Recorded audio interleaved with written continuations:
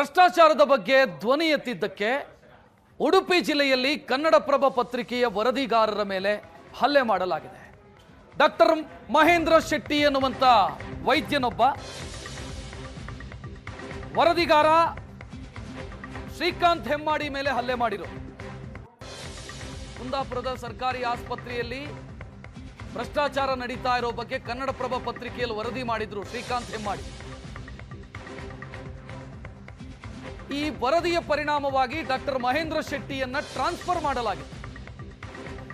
ಇದೇ ಸಿಟ್ಟಿನಲ್ಲಿ ಶ್ರೀಕಾಂತ್ ಹೆಮ್ಮಾಡಿಯ ಮೇಲೆ ಮಹೇಂದ್ರ ಶೆಟ್ಟಿ ಹಲ್ಲೆ ಮಾಡಿರೋದು. ಪತ್ನಿ ಜೊತೆ ಹೋಟೆಲ್ನಲ್ಲಿ ಚಾ ಕುಡಿತಾ ಕೂತಿದ್ದಾಗ ಏಕಾಏಕಿ ದಾಳಿ ಮಾಡಿದ್ದಾನೆ ಈ ಮಹೇಂದ್ರ ಶೆಟ್ಟಿ. ಸದ್ಯ ವರದಿಗಾರ ಶ್ರೀಕಾಂತ್ ಅವರನ್ನ ಆಸ್ಪತ್ರೆಗೆ ದಾಖಲಿಸಿ ಚಿಕಿತ್ಸೆ ನೀಡಲಾಗ್ತಾ ಇದೆ.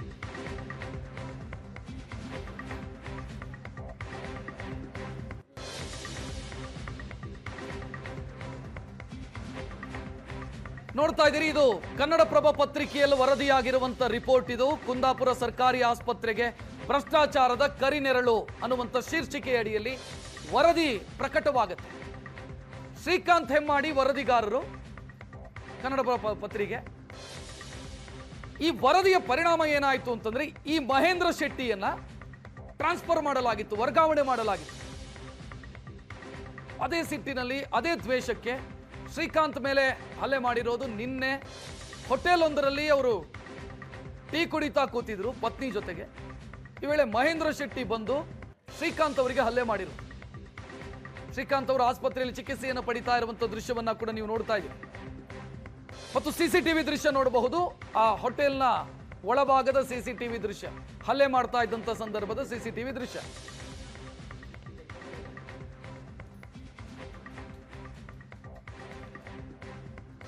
ಹಲ್ಲೆಗೊಳಗಾದ ನಮ್ಮ ವರದಿಗಾರ ಶ್ರೀಕಾಂತ್ ಹೆಮ್ಮಾಡಿ ಅವರೇ ಫೋನ್ ಸಂಪರ್ಕದಲ್ಲಿದ್ದಾರೆ. ಶ್ರೀಕಾಂತ್, ನಮಸ್ಕಾರ. ನಮಸ್ತೆ ಸರ್. ನಮಸ್ತೆ. ಏನಾಯ್ತು ಶ್ರೀಕಾಂತ್ ನಿನ್ನೆ? ಸರ್, ಇವತ್ತು ಬೆಳಗ್ಗೆ ಆಗಿರೋದು ಸರ್. ಇವತ್ತು ಬೆಳಗ್ಗೆ ನಾನು ನನ್ನ ಹೆಂಡತಿ ಇಲ್ಲಿ ಕುಂದಾಪುರದ ಒಂದು ಖಾಸಗಿ ಹೋಟ್ಲಲ್ಲಿ ಚಾ ಕುಡ್ತಿದ್ವಿ. ಮತ್ತೆ ಇನ್ನೊರು ನನ್ನ ಕಲೀಗ್ ಇದ್ದು, ಬೇರೆ ಪತ್ರಿಕೆಯ ವರದಿಗಾರರು ಯೋಗೀಶ್ ಕುಂಬಾಶಿ ಅಂತ ಹೇಳಿ. ನಾವು 3 ಜನ ಚಾ ಕುಡಿತಿರುವಾಗ ಇಬ್ರು ಬರ್ತಾರೆ ಅಲ್ಲಿ. ಒಂದು ಸೋನಿ ಡಾಕ್ಟರ್ ಅಂತ ಹೇಳಿ, ಮತ್ತೊಬ್ರು ಮಹೇಂದ್ರ ಕುಮಾರ್ ಶೆಟ್ಟಿ ಅಂತ ಹೇಳಿ. ಇಬ್ರು ಬಂದು ಅವ್ರ ಪಾಡಿಗೆ ಅಲ್ಲಿ ಮತ್ತೊಂದು ಪಕ್ಕದ ಟೇಬಲ್ ಅಲ್ಲಿ ಕೂತ್ಕೊಂಡಿರ್ತಾರೆ. ನಾನು ಮತ್ತೆ ನನ್ನ ಪತ್ನಿ ತಿಂದಾಗಿತ್ತು. ಸ್ವಲ್ಪ ನಾವು ಮಾತುಕತೆ ಮಾಡ್ತಾ ಇತ್ತು ಅವ್ರ ಜೊತೆ, ನಮ್ಮ ಫ್ರೆಂಡ್ ಜೊತೆ. ಇವರು ಏಕಾಏಕಿಯಾಗಿ ನಮ್ಮ ಟೇಬಲ್ಗೆ ಬಂದು ನನ್ನ ಮೇಲೆ ಹಲ್ಲೆಗೆ ಮುಂದಾಗ್ತಾರೆ ಸರ್. ಅವಾಗ ನಾನು ಏನು ಅವರಿಗೆ ಪ್ರತಿರೋಧ ಒಡ್ಡಲ್ಲ, ಏನು ಮಾಡಲ್ಲ. ಯಾಕೆ ನನ್ಗೆ ಹಲ್ಲೆ ಮಾಡ್ತಾರೆ ಅಂತ ಕೇಳಿದಾಗ, ಏನ್ ನೀನ್ ಸುಳ್ಳು ಬರೀತೀಯ, ನಿನ್ನ ಪತ್ರಿಕೆಯಲ್ಲಿ ಯಾರು ಭ್ರಷ್ಟಾಚಾರ ಮಾಡಿದ್ದಾರೆ, ನಿನ್ನ ಕೈಯನ್ನ ಕಟ್ ಮಾಡ್ತೇನೆ, ನೀನೇನು ಪೆನ್ ಅಂತ ಹೇಳಿದ್ರೆ ನೀನು ಕಡ್ಕ ಅಂತ ಅನ್ಕೊಂಡಿದ್ಯಾ, ನಿನ್ನನ್ನು ನಾನು ತೆಗೆಯುವುದೇ ಅಂತ ನನ್ಗೆ ಜೀವ ಬೆದರಿಕೆ ಕೂಡ ಹಾಕ್ತಾನೆ ಸರ್. ಆ ಬಳಿಕ ಏನು ಹೋಟ್ಲ್ ಸಿಬ್ಬಂದಿಗಳು ಬಂದು ನನ್ನ ಮೇಲೆ ಆಗ್ತಿರ್ತಕ್ಕಂಥ ಹಲ್ಲೆಯನ್ನ ತಪ್ಪಿಸಿದ್ದಾರೆ. ಇದು ಕಳೆದ 2-3 ವಾರಗಳ ಹಿಂದೆ ಕುಂದಾಪುರ ತಾಲೂಕು ಸರ್ಕಾರಿ ಆಸ್ಪತ್ರೆ ಭ್ರಷ್ಟಾಚಾರದ ಕುರಿತು ನಾನು ತನಿಖಾ ವರದಿಯನ್ನ ಮಾಡ್ತೇನೆ ಸರ್. ಈ ತನಿಖಾ ವರದಿ ಮಾಡಿದ ಬಳಿಕ ಮರುದಿನವೇ ಅವರನ್ನ ಕಾರ್ಕಳ ಸರ್ಕಾರಿ ಆಸ್ಪತ್ರೆಗೆ ವರ್ಗಾವಣೆಯನ್ನ ಮಾಡ್ತಾರೆ. ಕಾರ್ಕಳ ಸರ್ಕಾರಿ ಆಸ್ಪತ್ರೆಗೆ ವರ್ಗಾವಣೆ ಮಾಡಿರ್ತಕ್ಕಂಥ ಅದ್ರ ಬಳಿಕ ಅವರು ಒಂದು ವಾಟ್ಸ್ಆಪ್ ಸ್ಟೇಟಸ್ ನಲ್ಲಿ ನನ್ನ ಬಗ್ಗೆ ಇಲ್ಲ ಸಲ್ಲದ ಅಲ್ಲಿಯೂ ಕೂಡ ಜೀವ ಬೆದರಿಕೆಯನ್ನ ಹಾಕ್ತಾರೆ. ಕನ್ನಡಪ್ರಭ ಮತ್ತು ಸುವರ್ಣ ನ್ಯೂಸ್ ಬಗ್ಗೆ ಕೂಡ ಇಲ್ಲ ಸಲ್ಲದ ಇಲ್ಲ ಸಲ್ಲದ ಆರೋಪಗಳನ್ನು ಕೂಡ ಅವರು ವಾಟ್ಸ್ಆಪ್ ಸ್ಟೇಟಸ್ ಅಲ್ಲಿ ಮಾಡ್ತಾರೆ. ಮತ್ತೆ ವಾಟ್ಸ್ಆಪ್ ಸ್ಟೇಟಸ್ ನಲ್ಲಿ ಕೂಡ ಶ್ರೀಕಾಂತ್ ಹೆಮ್ಮಾಡಿ ಇನ್ನು ಡೈಲಿ ಸ್ಲೀಪಿಂಗ್ ಡೋಸ್ ತಗೊಂಡು ಮಲಗುವಾಗೆ ಮಾಡ್ತೇನೆ ಅಂತ ಹೇಳಿ ಜೀವ ಬೆದರಿಕೆಯನ್ನು ಕೂಡ ವಾಟ್ಸ್ಆಪ್ ಸ್ಟೇಟಸ್ ಅಲ್ಲಿ ಹಾಕಿದ್ದಾರೆ ಸರ್. ಅದರ ಒಂದು ಕಾಪಿ ಕೂಡ ನಾನು ಸ್ಕ್ರೀನ್ ಶಾಟ್ ತೆಗೆದಿಟ್ಕೊಂಡಿದ್ದೇನೆ. ನಾನು ಒಂದು ಪತ್ರಕರ್ತನಾಗಿ ಪತ್ರಿಕಾ ವರದಿಯನ್ನ ಮಾಡಿದ್ದೇನೆ ಬಿಟ್ಟು ಅವರಿಗೂ ನನಗೆ ವೈಯಕ್ತಿಕವಾದ ಏನು ದ್ವೇಷನೂ ಇಲ್ಲ. ಹೇಳಲಿಕ್ಕೆ ಹೋದ್ರೆ ನಾನು ಅವ್ರ ಮುಖವನ್ನ ನೋಡಿದೆ ಇವತ್ತು ಫಸ್ಟ್ ಅವ್ರು ಹಲ್ಲೆ ಮಾಡಿದಾಗ. ನಾನು ಬೇರೆ ಫೋಟೋಗಳಲ್ಲಿ ನೋಡಿದ್ದೇನೆ ಬಿಟ್ರೆ ಅವ್ರ ಜೊತೆ ಎಂದಿಗೂ ನಾನು ಮಾತಾಡಿರ್ತಕ್ಕಂಥ ಯಾವುದೇ ಸಂಭವ ಮತ್ತು ಸಂದರ್ಭ ಕೂಡ ನಂಗೆ ಬಂದಿಲ್ಲ. ಶ್ರೀಕಾಂತ್, ಈ ವರದಿ ಪ್ರಕಟ ಆದ ನಂತರ ತಮಗೆ ಬೆದರಿಕೆ ಕರೆಗಳೇನಾದ್ರೂ ಬರ್ತಾ ಇತ್ತಾ? ಇಲ್ಲ ಸರ್, ಬೆದರಿಕೆ ಕರೆಗಳಂತಲ್ಲ.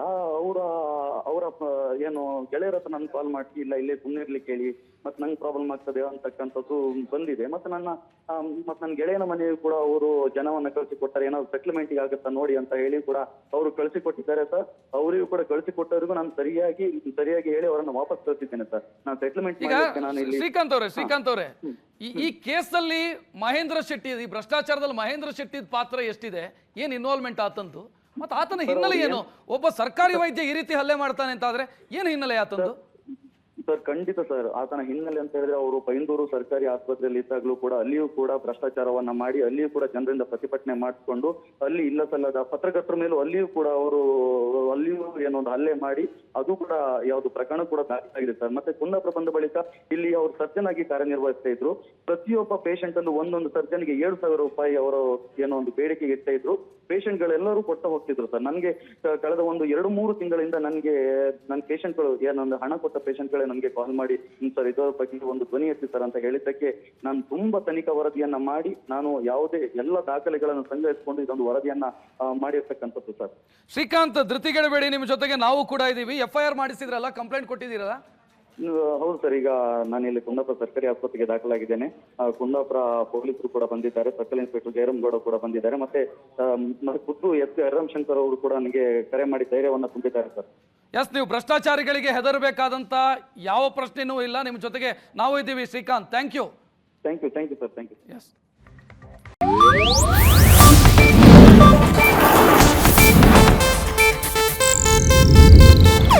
ಇದು ಏಷ್ಯಾನೆಟ್ ನ್ಯೂಸ್ ನೆಟ್ವರ್ಕ್ ಪ್ರಸ್ತುತಿ.